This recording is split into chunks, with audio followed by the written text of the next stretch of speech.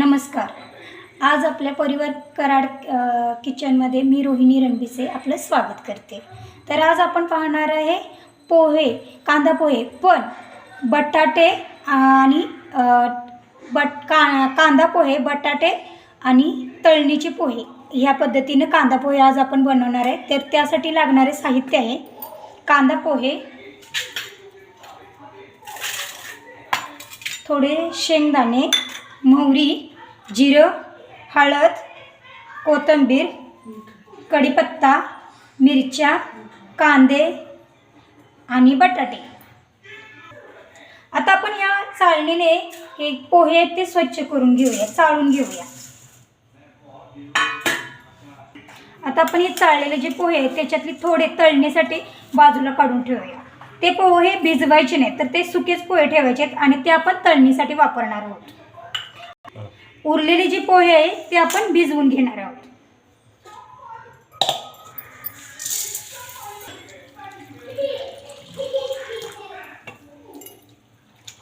आता हे पोहे आपण भिजवून घेतलेले आहे. आता थोड्या वेळासाठी आपण याच्यावरती झाकण झाकून बाजूला काढून ठेवूया.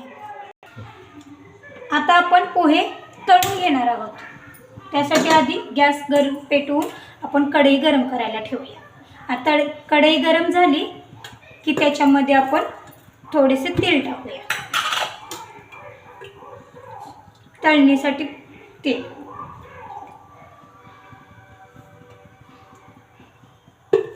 एक 3 चमचे आपण तेल टाकून घेतलेले आहे. तेल पूर्णपणे चांगलं असं कडलं पाहिजे, त्याच्याशिवाय आपले जे पोहे आपण हे पोहे जे आहेत आपण जे तळणार आहोत ते व्यवस्थित पद्धतीने तळले जाणार नाहीत. तर त्यासाठी तेल पूर्णपणे गरम झालं पाहिजे.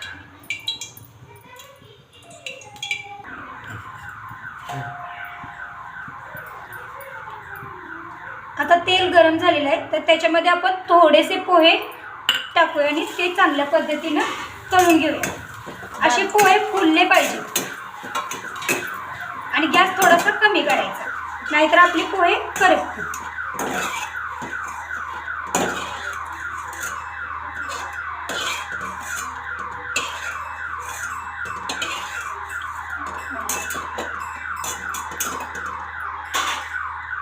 हे अशा पद्धतीने आपण तळून पोहे काढलेले आहे. आता हे जे उरलेले पोहे आहेत ते देखील आपण तशाच पद्धतीने तळून घेऊया.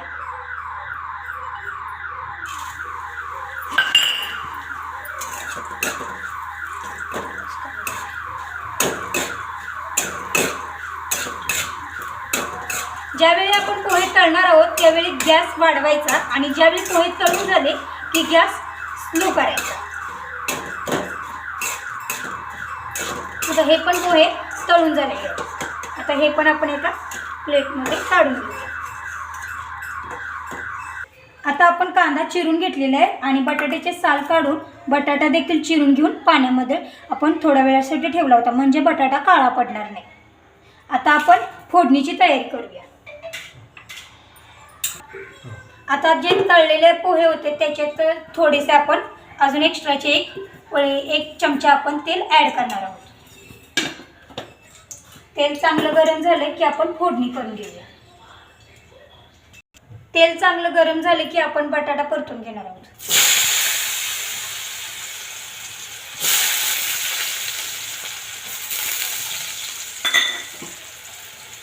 बटाटा चांगला हलवत राहायचं. गॅस त्यावेळी पूर्ण मोठा गॅस करायचा, स्लो गॅस करायचा नाही, नाहीतर बटाटा आपला लवकर भाजला जाणार नाही.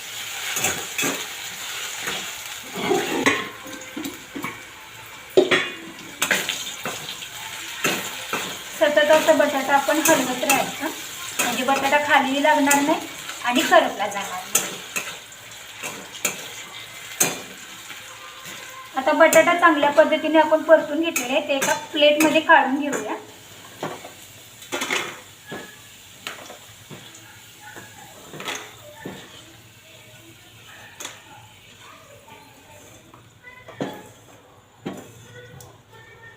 आता हा बटाटा आपण परतून घेतलेला साईडला ठेवूया आणि आता आपण फोडणीची तयारी करूया.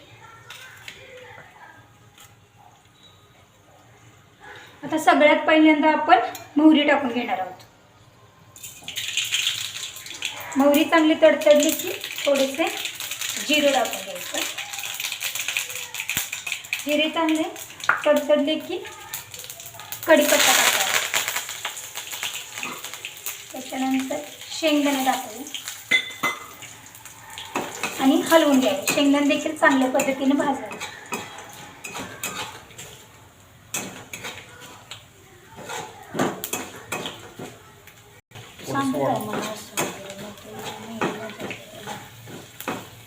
आता शेंगदाणे चांगल्या पद्धतीने भाजले की त्याच्यामध्ये आपण चिरलेला कांदा टाकून देऊ. कांदा देखील चांगल्या पद्धतीने भाजून घ्यावा.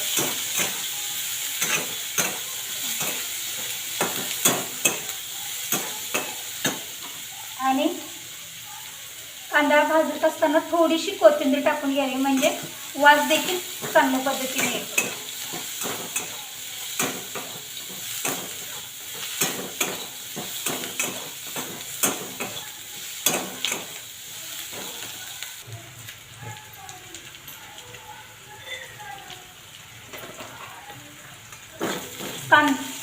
कांदा थोडा भाजत आला की त्याच्यामध्ये मिरच्या टाकून घेऊया.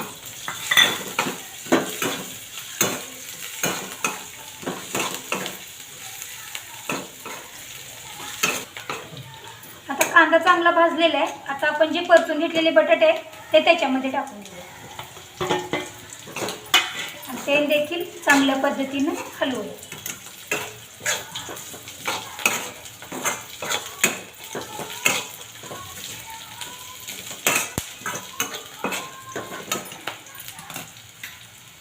आता थोडीशी हळद,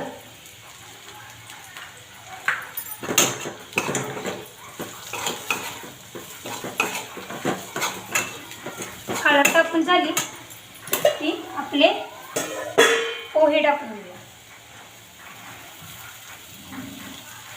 पोहे बघा पूर्णपणे सुके झालेले आहेत.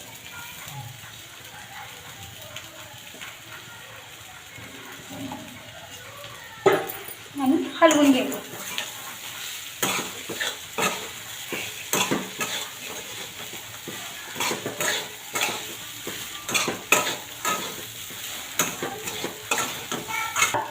थोडेसे चवीपुरते मीठ आणि थोडीशी कोथिंबीर आणि पुन्हा एकदा ते पोहे पुन्हा परतून घेऊया.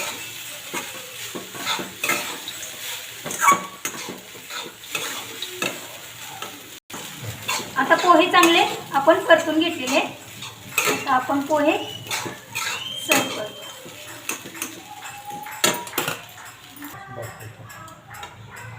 त्यावरती आपले जे तळलेले पोहे होते ते घालून घेऊया.